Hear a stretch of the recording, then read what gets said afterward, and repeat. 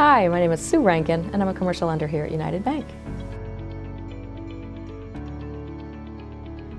If you want to start your own practice, I'm going to be asking for you to take a look at the market that you want to be in and to determine, does it make sense? If you're coming into a new area, you need to figure out what the competition is going to be. So one of the things that we like to see is a business plan. And that business plan is going to show a lot of information. It's going to show what the market is doing, what do you anticipate that you're going to be able to do for business, and then what's your plan long term. Another partner that you really should be getting to talk to early on is a CPA.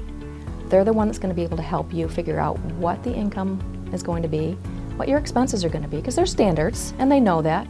There are lots of CPAs that work specifically with your specialties, so it's nice to connect with them, and I'd be more than happy to give you some connections because I know some people in the area.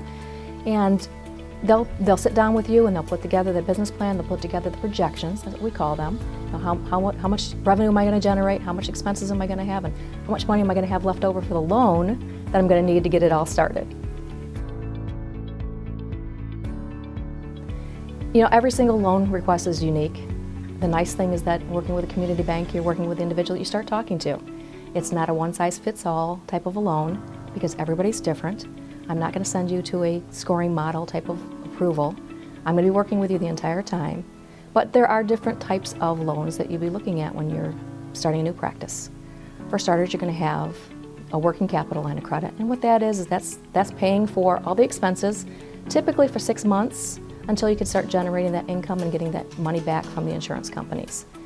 Another line or loan that you'll need is equipment loans. That's probably your biggest expense when you're starting a new practice. In addition to if you're renting a space, you're going to have to do leasehold improvements. That's also done with a term loan. So depending on the dollar amount of the equipment that you're looking for and the amount of improvements that you're going to do, we'll structure a term loan with a little bit more flexibility. I like to give you what's called an interest-only portion. That gives you time to develop some of that revenue that you're going to be building up, and then it switches over into a monthly principal and interest payment, sort of what you're used to for a car loan.